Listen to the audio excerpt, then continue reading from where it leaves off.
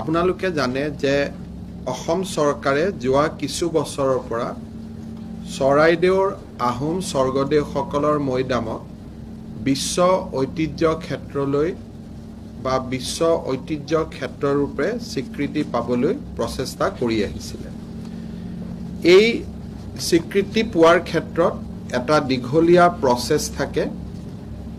ৰাজ্যৰ পুৰাতত্ত্ব বিভাগে ইয়াৰ ওপৰত ডছিয়াৰ প্ৰস্তুত কৰা, আৰ্কিঅলজিকেল সাৰ্ভে অফ ইণ্ডিয়াই ইয়াৰ ওপৰত তেওঁলোকৰ কমেণ্ট আদি প্ৰস্তুত কৰা, আৰু শেষত ভাৰতৰ পৰা মাত্ৰ এখন নমিনেশ্যনে ইউনেস্কোলৈকে পঠিওৱাবৰ বাবে নিজকে প্ৰস্তুত কৰা। আজিৰ দিনত আমাৰ দেশত প্ৰায় 52টা হেৰিটেজ সাইট আছে, যি 52টা হেৰিটেজ সাইটে নিজৰ ভিতৰতে প্ৰতিযোগিতা কৰি আছে, কাৰণ এটা সাইটহে এবছৰত ইউনেস্কোলৈকে এখন সদস্য ৰাষ্ট্ৰই পঠাব পাৰে। যোৱা কিছুদিনৰ পৰা আমি এই ক্ষেত্ৰত যথেষ্ট চেষ্টা কৰি আহিছিলোঁ। 2014 চনত প্ৰথমবাৰৰ বাবে এই চৰাইদেউৰ মৈদামক বিশ্ব ঐতিহ্য হিচাপে স্বীকৃতি দিব লাগে বুলি আমি ভাৰত চৰকাৰলৈকে প্ৰস্তাৱ প্ৰেৰণ কৰিছিলোঁ। কিন্তু এই দীঘলীয়া সময়ছোৱাত আমি ভাৰত চৰকাৰক কনভিন্স কৰিব পৰা নাছিলোঁ যে এই চৰাইদেউৰ মৈদাম ইউনেস্কোৰ স্বীকৃতি পাবলৈ সক্ষম। যোৱাকালি প্ৰধানমন্ত্ৰী নৰেন্দ্ৰ মোদী ডাঙৰীয়াই সিদ্ধান্ত গ্ৰহণ কৰিলে যে এইবাৰ ভাৰতৰ হৈ একমাত্ৰ বিশ্ব ঐতিহ্য ক্ষেত্ৰৰ বাবে ইউনেস্কোৰ ৱৰ্ল্ড হেৰিটেজ সাইটৰ বাবে চৰাইদেউৰ স্বৰ্গদেউসকলৰ মৈদামক ইণ্ডিয়াজ নমিনেশ্যন হিচাপে পঠোৱা হ'ব। ভাৰতৰ যি এটা মাত্ৰ আমাৰ মনোনয়ন দিয়াৰ বাবে যি আমাৰ হাতত ভাৰত চৰকাৰৰ হাতত অধিকাৰ থাকে, 52টা নমিনেশ্যনৰ ভিতৰত অসমৰ যিটো আমাৰ নমিনেশ্যন আছিল যে চৰাইদেউ স্বৰ্গদেউৰ মৈদাম ক্ষেত্ৰখনক 2023 চনৰ ৱৰ্ল্ড হেৰিটেজ সাইটৰ বাবে ভাৰতে নমিনেশ্যন দিয়ক, কাৰণ আমি ইউনেস্কোত পঠাব নোৱাৰোঁ। এখন দেশে মাত্ৰ এটা নমিনেশ্যন পঠাব পাৰে। আজি আমি যোৱাকালি প্ৰধানমন্ত্ৰী কাৰ্যালয়ৰ পৰা মোক জনোৱা হৈছে, আজি ৰাতিপুৱা আমাৰ ভাৰতৰ সাংস্কৃতিক মন্ত্ৰী কিষাণ ৰেড্ডী আৰু DG archaeological survey of India তিনিওগৰাকীয়ে তিনিওটা ক্ষেত্ৰৰ পৰা মোলৈকে খবৰ আহিলে যে এইবাৰ বিশ্ব ঐতিহ্য হিচাপে স্বীকৃতি পোৱাৰ ক্ষেত্ৰত ভাৰতৰ একমাত্ৰ নমিনেশ্যন চৰাইদেউৰ আহোম স্বৰ্গদেউসকলৰ মৈদাম হ'ব। ইয়াৰ এটা ইতিহাস আছে যে 2014 চনৰ পৰা আমি প্ৰচেষ্টা কৰি যেতিয়া আমি সফল হ'ব পৰা নাছিলোঁ, 2019-20 চনৰ বাজেটত আমি প্ৰায় 25 কোটি টকা আবণ্টন কৰিছিলোঁ আৰু ডছিয়াৰ বনাবৰ কাৰণে এটা প্ৰফেশ্যনেল টিমক আমি এংগেজ কৰিছিলোঁ। ডক্টৰ নৰিয়াল তেখেত এজন বিশেষজ্ঞ আছিল। ডক্টৰ নৰিয়াল আৰু আমাৰ অসম চৰকাৰৰ প্ৰত্নতত্ত্ব বিভাগৰ 5 গৰাকী বিষয়া, 10 গৰাকী গৱেষক কৰ্মচাৰী আৰু বিভিন্ন লোকে ইয়াত একেলগে কাম কৰিছিল। কাম কৰি কৰি আমি এটা পৰ্যায়লৈকে ইয়াক লৈ আহিছিলোঁ, কিন্তু তথাপিতো দেশৰ পৰা কোনখন নমিনেশ্যন যাব সি সম্পূৰ্ণ প্ৰধানমন্ত্ৰী ডাঙৰীয়াৰ এটা বিশেষাধিকাৰ আছিলে, কাৰণ 4খন নমিনেশ্যন এনেকৈ প্ৰস্তুত হৈছিল। 52খনৰ পৰা 4খনৰ পৰা prime minister office of PM has to choose 1। চ' এইবাৰ আমাৰ কাৰণে এটা বহুত ডাঙৰ সফলতা হ'ল যে প্ৰধানমন্ত্ৰী ডাঙৰীয়াই অসমৰ এই নমিনেশ্যনটোকে ভাৰতৰ নমিনেশ্যন হিচাপে ইউনেস্কোলৈ পঠাবলৈ সিদ্ধান্ত গ্ৰহণ কৰে। আজি নিশা পেৰিছলৈকে আমাৰ নমিনেশ্যন প্ৰেৰণ কৰা হ'ব, যিটো আমাৰ বাবে এটা অত্যন্ত সফলতা বুলি ক'ম। ইয়াৰ পিছত প্ৰথম ইউনেস্কোই পৰিচালনা কৰি তেওঁলোকে কিছু কমেণ্ট দিব। অহা ছেপ্টেম্বৰ মাহত ইউনেস্কোৰ দল আহিব এই হেৰিটেজ সাইটছ পৰ্যবেক্ষণ কৰিবৰ কাৰণে, আৰু সকলো ঠিকে থাকে গ'লে মাৰ্চত তেখেতসকলে সিদ্ধান্ত ল'ব ইয়াত সিদ্ধান্তৰো 4টা কেটেগৰী আছে এটা হৈছে যে আমি লগে লগে স্বীকৃতি পাব পাৰো দ্বিতীয়টো হৈছে ৰেফাৰেল তাৰ মানে লগে লগে স্বীকৃতি দিব পৰা অৱস্থাত নাই 2-3টা স্পষ্টীকৰণ লাগে সেইটো কয় ৰেফাৰেল লাষ্ট থাৰ্ড নম্বৰটো হল ডেফাৰেল যে নহয় বহুতখিনি ত্ৰুটি বিচ্যুতি আছে আপোনালোকে আকৌ ঠিক কৰক তাক কয় ডেফাৰেল আৰু ফাইনালি হল ৰিজেকশ্যন সাধাৰণতে ভাৰতৰ পৰা পঠোৱা নমিনেশ্যন আজিলৈকে প্ৰত্যাখ্যান হোৱা নাই ৰিজেকশ্যন হোৱা নাই কিন্তু আমি আশা কৰিম যে অহা এটা বছৰ আৰ্কিঅলজিক্যাল সাৰ্ভে অফ ইণ্ডিয়া আৰু অসম চৰকাৰ আমি একেলগে কাম কৰিলে আমি হয়তো আমাৰ মূল লক্ষ্যত উপনীত হ'ব পাৰিম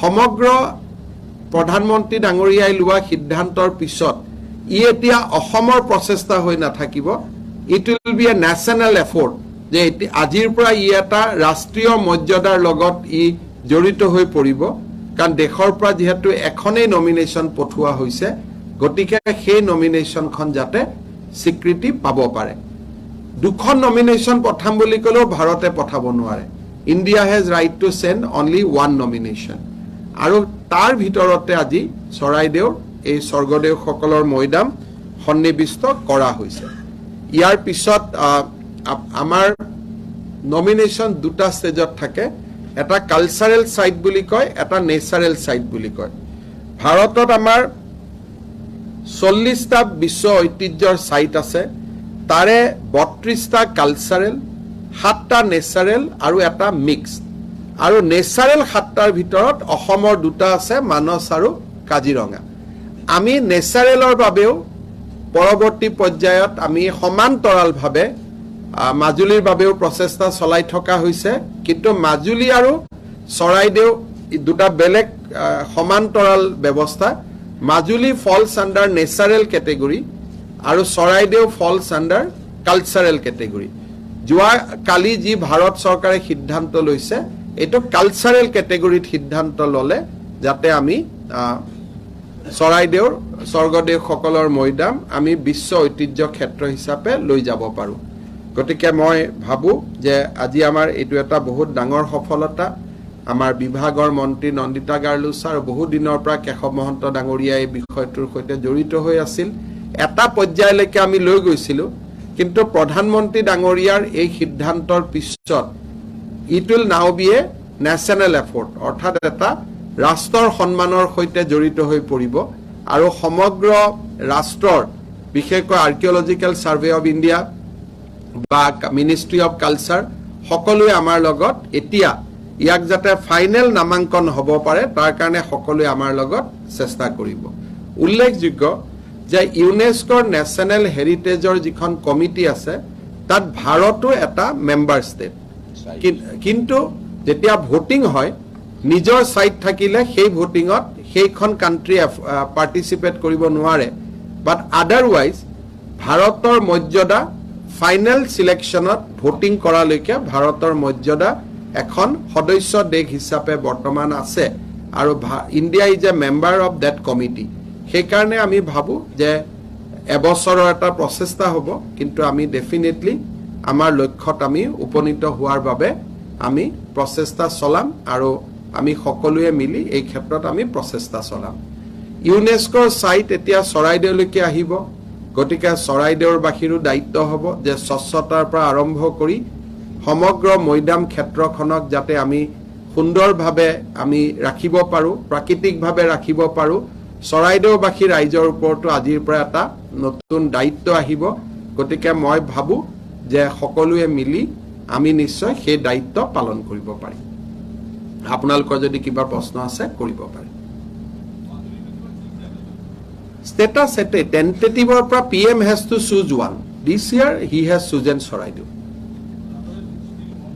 Tentative list of 52টা সাইট চলি আছে ইন্ডিয়াৰ 52টা সাইট এইবাৰ মই বাকি সাইট কেটাৰ নাম নকওঁ কিন্তু 4টা সাইট একেবাৰে ৰেডি হৈ গৈছিল ডছিয়াৰ and he chooses Assam যেটো আমি আজি ইমান দিনে পঢ়া নাছিলো 2014 ৰ পৰা 23 লৈকে আমাৰ নিৰন্তৰ প্ৰচেষ্টা আছিল যে আমাৰখন যাতে আমি পঠাব পাৰো সদায় টেন্টেটিভ লিষ্টতে থাকি গৈছিল so after a effort of 9 years আজি আমি নমিনেশ্যন ষ্টেজলৈকে পঠিয়াব পাৰিলোঁ ফ্ৰম টেণ্টেটিভ টু নমিনেশ্যন আজি নহ'লে 9 বছৰ ই টেণ্টেটিভতে আছিলে আগবাঢ়িব পৰা নাছিলে গতিকে এইটো এটা আমাৰ কাৰণে এটা ডাঙৰ সফলতা যে অসমৰ সাইট এটা নাও it is become a India's nomination আৰু পিছত আপোনালোকে গম পাব লাহে লাহে যে প্ৰধানমন্ত্ৰী ডাঙৰীয়া এটা বহুত ডাঙৰ সদিচ্ছা দেখুৱাই এইটো পঠাইছে আদাৰৱাইজ কম্পিটিশ্যন ৱাজ সাচ যে তাত অসম যাব বুলি আশা কৰিব পৰা অৱস্থাত নাছিল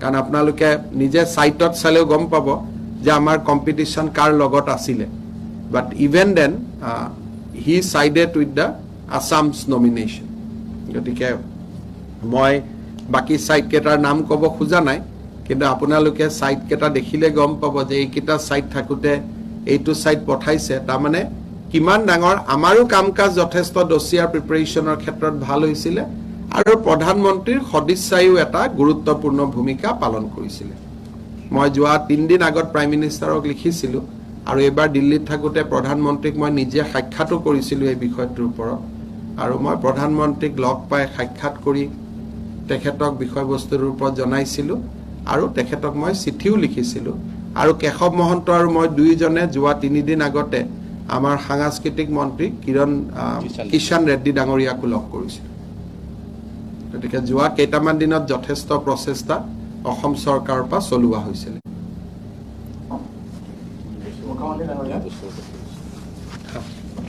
ডাঙৰীয়া ইতিমধ্যে যিহেতু আপোনালোকৰ নেতৃত্বত অসমৰ যথেষ্ট সমস্যা ইতিমধ্যে সমাধান হোৱাৰ পথত আছে কিন্তু ঠিক সেই সময়তে অসমৰ যি বানপানী বৰ্তমান কিন্তু বাৰিষা কাল যিহেতু সমাগত আহি আছে বানপানীৰ সমস্যাক ৰাষ্ট্ৰীয় এটা স্বীকৃতি দিলে কি লাভ হ'ব ৰাষ্ট্ৰীয় সমস্যা হিচাপে যদি আমি মোক আজিলৈকে কোনেও কনভিন্স কৰিব পৰা নাই যে স্বীকৃতি দিয়াৰ পিছত আমি কি পাম হয়তো আমি আগতকৈ অধিক এতিয়াও টকা পাম যিমান টকা লাগেতো আনিবই পাৰোঁ মানুহেতো সম্পদৰহে স্বীকৃতি বিচাৰে সমস্যাৰ স্বীকৃতি বিচাৰে নেকি এইটো ক্ষেত্ৰত মোৰ মতামত হ'ল যে মই কেতিয়াও সমস্যাৰ স্বীকৃতি নিবিচাৰোঁ মই সম্পদৰ স্বীকৃতি বিচাৰিম এইটো ক্ষেত্ৰত মই সমস্যা বুলি স্বীকৃতি দিয়ক বুলি আলোচনাও নকৰোঁ মই কম পুঁজি দিয়ক বুলি আলোচনা কৰিম আমাক সহায় কৰক আলোচনা কৰিম টেকনলজি দিয়ক বুলি আলোচনা কৰিম কিন্তু মই কম যে সম্পদৰ স্বীকৃতি দিয়ক যে চাহক স্বীকৃতি দিয়ক কাজিৰঙাক স্বীকৃতি দিয়ক মাজুলীক স্বীকৃতি দিয়ক সমস্যাৰ স্বীকৃতি বিচাৰা এইটোতো পৃথিৱীত কিজানি অসমে প্ৰথম হ'ব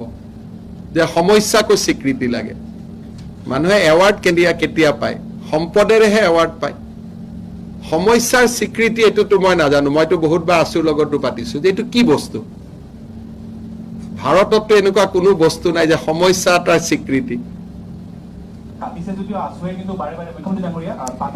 এইটো বিষয়লৈকে আজি চৰাইদেউৰ মানুহে আপোনালোকক বেয়া নাপাব জানো যে চৰাইদেউৰ কথা আলোচনা কৰিব আহি আপোনালোকে বেলেগ এটালৈকে লৈ গ'ল বুলি আপোনালোকৰতো ক্ৰেডিবিলিটিৰ কথা থাকে মোৰ ক্ৰেডিবিলিটি বাদ দিয়ক আপোনালোকৰখন লাইভত শুনি নাথাকিব জানো ক'ব যে এই চেনেলটোৱে চৰাইদেউক ইমান বেয়া পায় আহোম স্বৰ্গদেউসকলৰ মৈদামটোক ইমান বেয়া পায় যে মুখ্যমন্ত্ৰী এইটো বিষয়ে আলোচনা কৰিব মাতিলে তেওঁলোকে টাৰ্ণিংটো লৈ বেলেগ ফালে লৈ গ'ল গতিকে আপোনালোকে নিজৰ নাম কৈ মোক প্ৰশ্ন কৰিব যাতে তাৰ অসমৰ মানুহে গম পায় যে আপোনালোকৰ ইণ্টেনশ্যনটো কি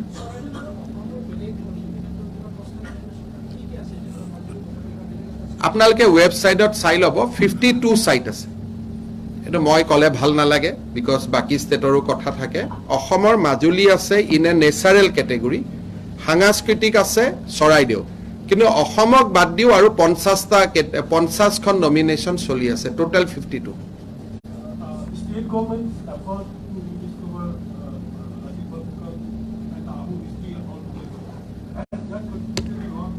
I think that 400 celebration of Lasit jot niki ami ahomor moidam to pradhanmantri dangoriyak tate amar dekhuabo parisilo I think that has played a big role this nomination would not have been possible aji jitu ami rashtriyo morjada ba eta pabor karone sokkhoম holo jodi Lasitor 400 bochor janma jayanti aru pradhanmantri jodi ahomor rajotto kalor por ami jitu tat eta exhibition কৰিছিলোঁ সেই এক্সিবিশনত আমি চৰাইদেউৰ মৈদামটো ৰাখিছিলোঁ আৰু আমাৰ doctor নৰিয়ালে খুব ধুনীয়াকৈ বিশ্লেষণ কৰি দিছিলে মৈদামটো প্ৰধানমন্ত্ৰী ডাঙৰীয়াই প্ৰায় 5 মিনিট সময়তে মৈদামটোৰ সন্মুখত থিয় হৈ চাইছিলে গতিকে মই যেতিয়া তেওঁক লগ কৰিছিলোঁ তেতিয়া মই তাক ৰিলেট কৰাই দিছিলোঁ যে আপুনি নিজে চাইছিলেও আৰু আপুনি নিজেও দেখাই পাইছিলে, গতিকে এইটোৰ কাৰণেই মই আপোনাৰ ওচৰত আহিছোঁ। গতিকে লাচিত দিৱস আমি সেইটোৰ কাৰণে পতা নাছিলোঁ, কিন্তু মই ভাবোঁ যে it is one of the result of that celebration.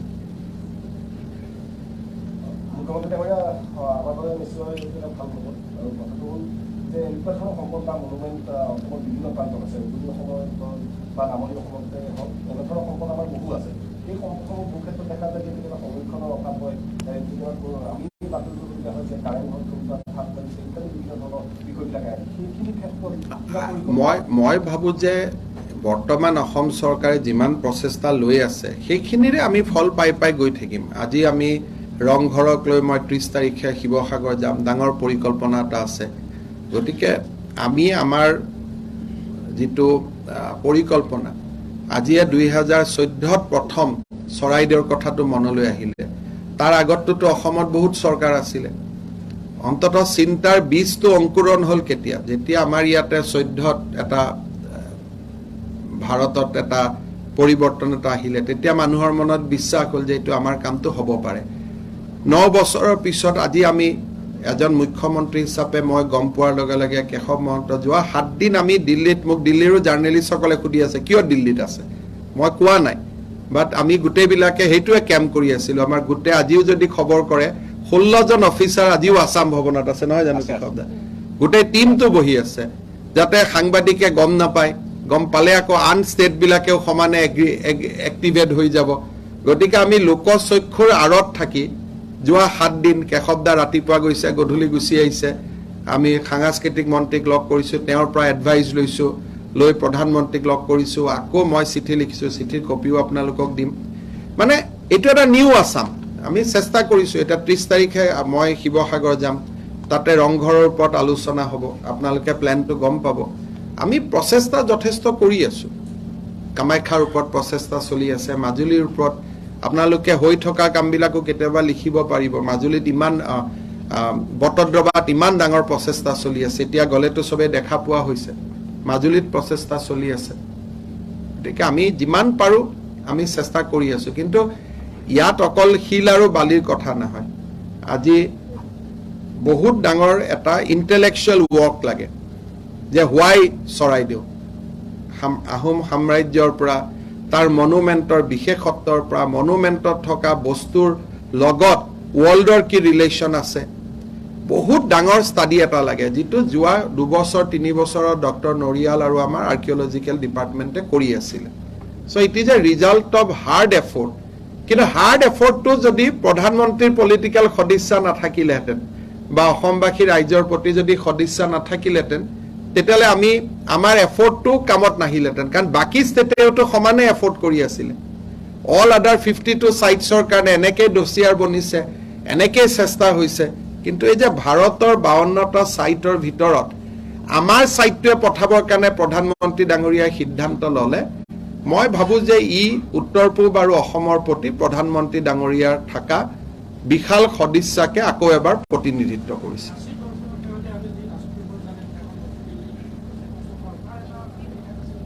সেইটোকে মই ক'লোঁ যে লাচিত বৰফুকনৰ যিদিনাখন 400তম জন্ম জয়ন্তী হৈছিলে, আমি চৰাইদেউৰ মৈদামটো আমি তাত এক্সিবিশ্যন কৰিছিলোঁ। আমি জানিছিলোঁ যে নমিনেশ্যনৰ কথা আহিব, প্ৰধানমন্ত্ৰী ডাঙৰীয়াটো চৰাইদেউত এতিয়া তোৰ নাই, তেখেত চাব নোৱাৰিব, কিন্তু আমাৰ মনত এটা চিন্তা আছিল যে আমি চৰাইদেউৰ মৈদামটো ইয়াতে বনাওঁ। আমি মৈদামটো ধুনীয়াকৈ বনাইছিলোঁ, প্ৰধানমন্ত্ৰী ডাঙৰীয়াক লৈ গৈ তাতে থিয় কৰাই তেখেতক আমাৰ পৰা সম্পূৰ্ণভাৱে বুজোৱা হৈছিল।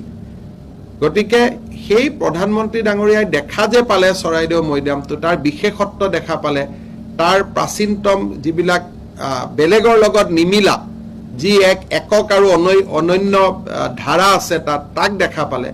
আৰু নহ'লে প্ৰধানমন্ত্ৰী ডাঙৰীয়া আপোনালোকে দেখা পাব যে 52টা যিবিলাক চাইটৰ নাম আছে, সেই চাইটত ফটক কৰি অসমৰ পঠোৱাটো এটা বহুত ইটছ এ লং, আৰু এইটো এটা বহুত ডাঙৰ পলিটিকেল ডিচিশ্যন আছিলে।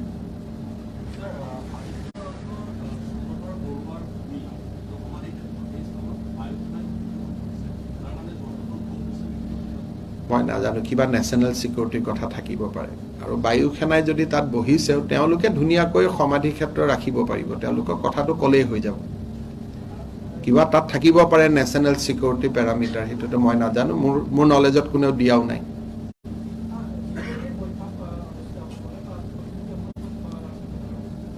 কোনটো G20 টো আমাৰ আপোনালোকে দেখিছে যে প্ৰথম মিটিংখন 2-3 তাৰিখে হ'ব গতিকে তাতে ফাইনেন্স ট্ৰেক হ'ব ৰেডিশ্যন হোটেলত হ'ব আৰু আমি প্ৰস্তুতি সম্পূৰ্ণ কৰি তুলিছোঁ থাকিব তেওঁলোকে বালিচৰতো আহিব ব্ৰহ্মপুত্ৰ হেৰিটেজতো আহিব এটা ডাঙৰ তেওঁলোকক আমি গোটেইখিনি দেখুৱাম অসমৰ সম্পদবিলাক তাতে আমি দোকানো মানে শ্বপছ লগাইছোঁ অসমীয়া গহনা অসমীয়া সাজপাৰ অসমৰ টিটো আমি ভেৰাইটিজ অফ টি তাতে আমি দেখুৱাম বহুত ডাঙৰ পৰিকল্পনা আমি কৰিছোঁ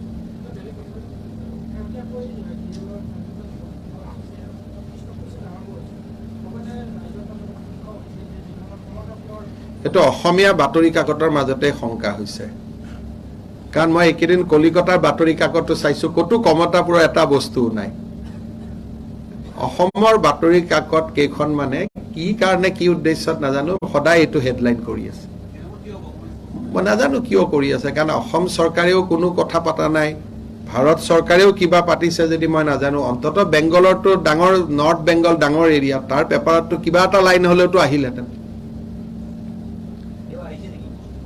জীবন সিংহ এতিয়া অসম চৰকাৰৰ অতিথি হৈ আছে মুখ্যমন্ত্ৰী ডাঙৰীয়া মই বেলেগ এটা প্ৰশ্ন আপোনাক সুধিছোঁ কোভিডৰ পাছত আপোনালোকে চিনেমা উদ্যোগখন যাতে আৰু ভালকৈ কৰিব পাৰি সেইকাৰণে আপোনালোকে যথেষ্ট কাম কৰিছিলে কিন্তু শেহতীয়াকৈ ছবি এখন পাঠান ছবিক লৈ গুৱাহাটী এখন চিনেমা হল কালি ভাঙি দিছে এইটো কিমান যুক্তিসংগত মই নাজানো কি পাঠান মই এইবিলাক খবৰ নাৰাখোঁ ক'ৰ পাঠানৰ ইমান ভাঙিলে তেওঁলোকে পুলিচক কেছ দিব আমি একশ্যন ল'ম ক'ৰ পাঠান কি ওলাই এইবিলাক মই শুনাও নাই দেখাও নাই মোৰ সময়ো নাই এইবিলাক যদি কোনোবাই থানাই কোনোবাই যদি কিবা কৰিছে কেছ দিলে আমি লগে লগে একশ্যন ল'ম বা পুলিচে হয়তো একশ্যন লৈছেও কিন্তু ক'ত ইমান সমস্যাৰ মাজত পাঠানৰ চিন্তা কি বস্তুটো কি এইটো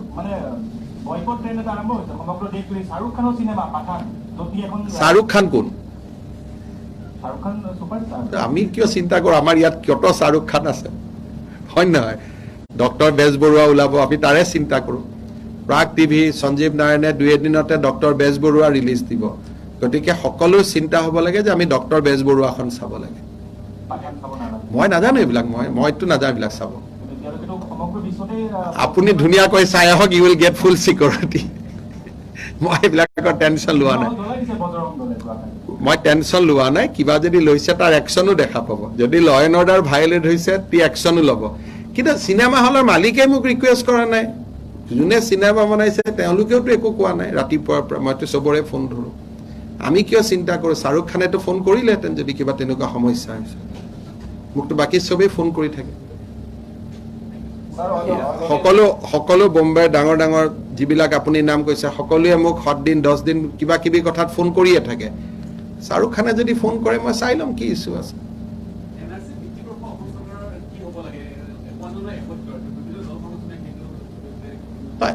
সদায়তো আমি কৈয়ে আছোঁ যে অসমত CA আহিব লাগে আৰু 51 ভিত্তিবৰ্ষ হ'ব লাগে এইটোতো আমিতো সদায় কৈয়ে থাকোঁ জানো মোৰ কিয় শপতনামা থাকিব মোৰ ইলেকশ্যনতহে মই শপতনামা দিওঁ মই কিয় শপতনামা দিওঁ অসম চৰকাৰৰ 1.5 বছৰটো আমি ইয়াত আছোঁ 71টো হ'ল অফিচিয়েল পজিশ্যন যে অসম চুক্তিত অসম চৰকাৰে 71টো মানি লৈছে এইটোতো চবেই জানা কথা ইয়াত আৰু ডাঙৰ কথা কি আছে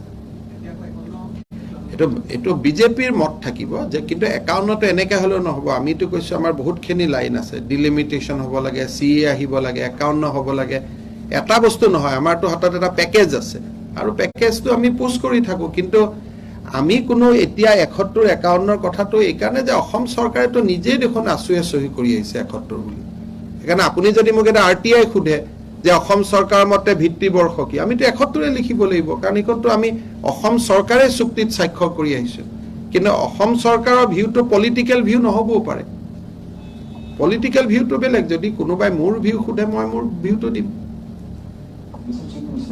The Assam government has continued the survey of the madrasa reforms and the survey is now ongoing. Also about curriculum, also there are certain implementations that have been made. Can you give us an update of the process of the survey curriculum? We are working with the community. We want to reduce the number of madrasa in the first phase.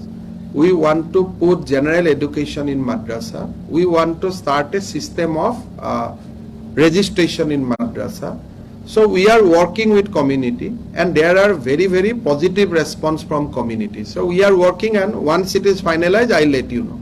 But community is helping Assam government. You have just said that KLO Chief Jivan Singh had returned to mainstream. Should there be a peace talk between KLO and Center? I think he has come to join in peace talk. Yeah, so my question is, should there be a peace talk? Since KLO's main demand has been creation of a separate state, the proposed map of that state overlaps, the borderland region. Ratnadeep, what would be the state government's take on this? Ratnadeep, why we want to create a turmoil in Assam? Because nobody has discussed Kamatapur. If you keep on saying, then tomorrow Boruland will issue a statement, tomorrow Ravaland will statement, tomorrow Boruland people will go on the street, tomorrow Ravaland people will go on the street. Why we need that situation in Assam? When nobody is discussing Kamatapur with us. When there will be discussion, then we will discuss. Today, only thing that I feel very sad that when Assamese remain peaceful, calm, somebody from media try to create trouble in Assam. That is the saddest part of Assam history. Nobody, as a CM I know, nobody has mentioned even word Kamatapur to me. But Assam papers has given deadline कि 26 जनवरी का पहले हो ही रहा है Kamatapur. KLOক importance দিবনে ভাই? State গভৰ্ণমেণ্টে য'ত আপোনালোকেতো জানে কিবাৰ ওপৰত হ'লে ডিছকাশ্যন হয়, ট্ৰাইপাৰ্টিক হয়, আলোচনা হয়, কথা বাৰ্তা হয়, এনেকুৱাতো কোনো অসম চৰকাৰৰ মাজত একোতো আলোচনাই হোৱা নাই। গতিকে আমি অসমখনক শান্তিৰ চান্স এটা দিব লাগে। Peace should get a chance. যদি কমতাপুৰ আমি কৰিছোঁ, আমি কমতাপুৰ স্বায়ত্তশাসিত পৰিষদ আমি কৰিছোঁ, we have already done that. গতিকে peace should get a chance, যাতে সদায় আমি ভাল ভাল খবৰ অসমৰ কাৰণে আনি থাকিব পাৰোঁ। We are bringing news for Assam, যিটো অসমে কেতিয়াও আশাই কৰা নাছিল। আজি যদি এইটো নমিনেশ্যনত নগ'লহেঁতেন, কিমান ডাঙৰ পেপাৰে লিখিলেহেঁতেন যে নগ'ল, নপঠালে, হেডলাইন, শোষণ, বঞ্চনা। চ' আমি ভাবি আছোঁ যে সেই হেডলাইনবিলাক যাতে অসমত নাথাকে, অসমৰ যাতে ৰাতিপুৱাই বাতৰি কাকতখন পঢ়ি মানুহে পজিটিভ ফিল কৰিব পাৰে। এতিয়া ক'ৰ পৰা এটা কমতাপুৰ আহি গ'ল ময়ে নাজানো। মই বহুতবাৰ সুধিছোঁ চিফ ছেক্ৰেটাৰীক যে কিবা কাগজ পত্ৰ আহিছে নেকি? বোলে ছাৰ একোতো নাই। বোলে কিবা ৰেফাৰেঞ্চ? বোলে একো নাই। কিবা দূৰে দূৰে কিবা ৰেফাৰেঞ্চ আহিছে নেকি? বোলে সেইটোও নাই। কিন্তু আমিতো ইয়াত বনাই দি দিছোঁ, বহুত মানুহ ৰেডি হৈ আছে যে 26 তাৰিখে ৰাতিপুৱাই কমতাপুৰ শুনা পাব বুলি। ইয়াৰ ফলত কি হৈছে, আজি মই দেখিছোঁ ৰাভাই ষ্টেটমেণ্ট দিছে যে আমাৰ এৰিয়াত নহ'ব, বড়োৱে ষ্টেটমেণ্ট দিছে আমাৰ এৰিয়াত নহ'ব। তাৰপিছত আপোনালোকে আকৌ গৈ কোনোবা এটা কমতাপুৰৰ ষ্টেটমেণ্ট ল'ব, তেওঁলোকে ক'ব আমাক এৰিয়া লাগিবই। লাগি গ'ল নহয় হুলস্থুল এখন অসমত। অসমখন হ'ল বহু ভাষী বহু জাতিৰ এখন ৰাজ্য। চেনচিটিভিটি ইজ দ্য মেইন কি। যদি আমি অসমখনক ডেভেলপ কৰাব খুজিছোঁ, যে আমি কি ক'ম কি নক'ম, আমি যাতে চেনচিটিভ হৈ থাকোঁ। কেতিয়াবা আলোচনা হ'ব পাৰে, হ'লেতো তেতিয়া আপোনালোকে দেখিবই যে বড়োলেণ্ডৰ লিডাৰকো মাতিছোঁ, আমি ৰাভাকো মাতিছোঁ, কোনোবা নৰ্থ বেংগল। মই এইকেইদিন যোৱা 15 দিন ধৰি বেংগলৰ এটা পেপাৰ চাইছোঁ যে ক'ৰবাত কমতাপুৰ ওলাইছে নেকি, এটা শব্দও নাই। আমি কিয় ইয়াত এইবোৰ কৰি আছোঁ? We know only. स्टैंड जब इशू ही मेरा सामने नहीं, मैं क्यों स्टैंड हुआ? मुझको कहीं ये डाका है क्या? खर उठिले माने खोजुआई, तो खरे नहीं तो खोजुआम क्यों मैं? तो ये देखिए, आसाम पहला जैसा नहीं रहा, हमें पॉजिटिव बात ही करना है।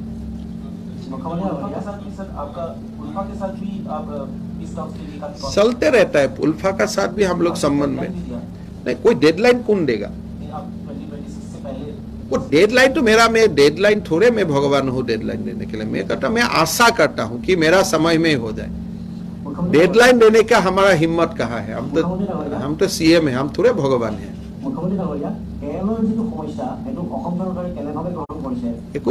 একো নালাগে, মই এইটোলৈ ইমান টেনশ্যন লোৱা নাই। কোনোবা এজন মানুহ আহিছে ইমান বছৰ বাহিৰত থকাৰ পিছত, তেওঁক চাহ তাহ খাব দিয়ক, অসমখন চাব দিয়ক, বুজিব দিয়ক। আলোচনা কৰা মানুহ আছে, কৰি থাকিব আলোচনা। কেতিয়াবা এময়ো হ'ব, আপোনালোকক মাতি দিম, আহি যাব। মই এদিন লগ পাম, মাজত এদিন গৈ লগ নাই। মইতো ফোনত তেওঁৰ লগত বহুতবাৰ কথা পাতি আছোঁ। কি বিষয় নাই অসমত এইটো আমাৰ ইয়াত ইস্যুটো একোৱে নাই তেখেত আহিছে বহুত দিনৰ মূৰত তেখেত ইয়াত থাকিব কথা বাৰ্তা পাতিব তেওঁৰ যি পলিটিক্যাল ডিমান্ড আছে তেওঁ ভাৰত চৰকাৰক দিব ভাৰত চৰকাৰে তেওঁৰ লগত আলোচনা কৰিব এদিন চুক্তি হ'ব আপোনালোকক মাতিব মোৰ লগত ভাল ভাই মোৰ লগত সবৰে ভাল মোৰ লগত ভাইটি কথা পাতে ময়ো দাদা কথা পাতো ইমানেই কিন্তু মই পলিটিক্যাল কথা কিয় পাতিম এইটোতো ভাৰত চৰকাৰৰ বস্তু ন মইতো নাপাতো পলিটিক্যাল কথা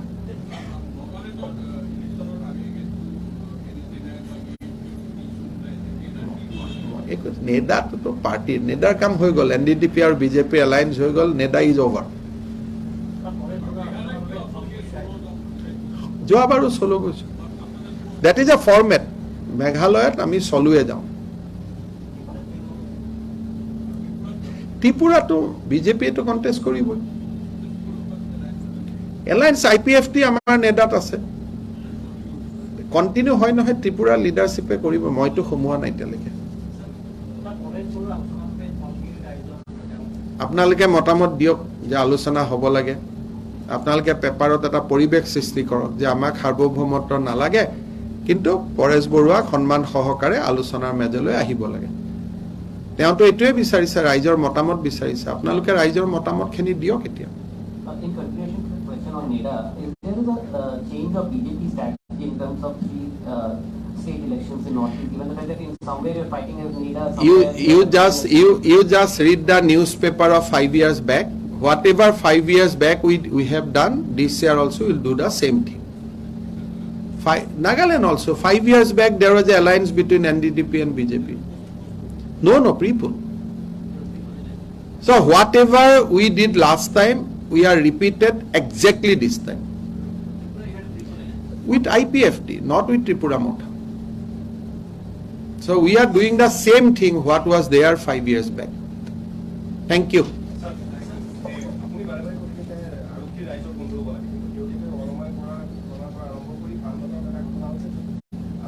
অনমাই বৰাৰ লগত আৰক্ষীৰ কি সম্বন্ধ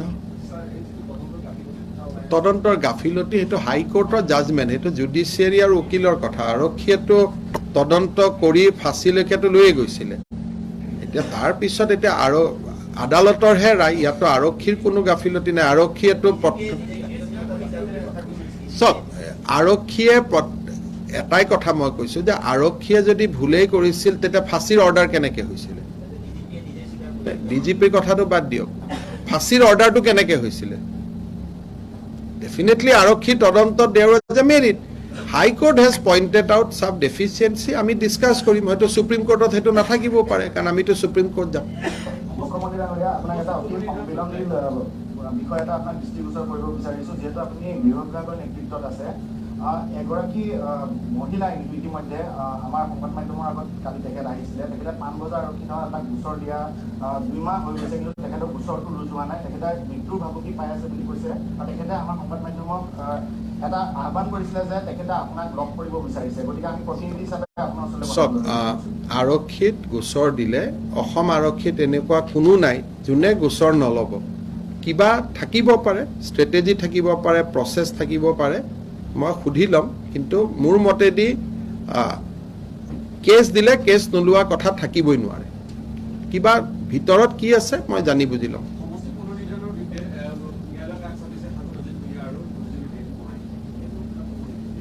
গৈছে ন্যায়ালয়ে ক'ব এতিয়া মই কি ক'ম এটা মই কি ক'ম আৰু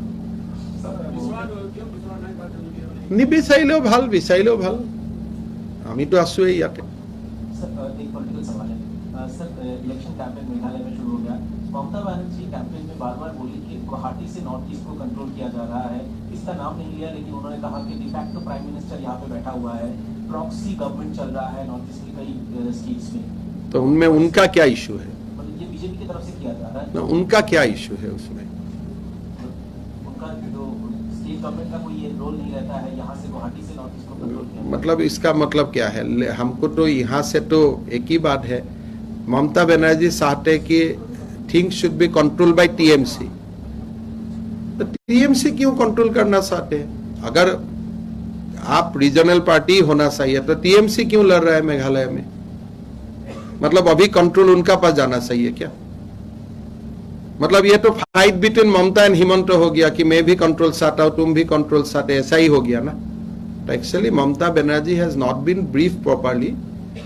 आया है चुनाव में कुछ कमेंट देके गया है, उसमें क्या करना है.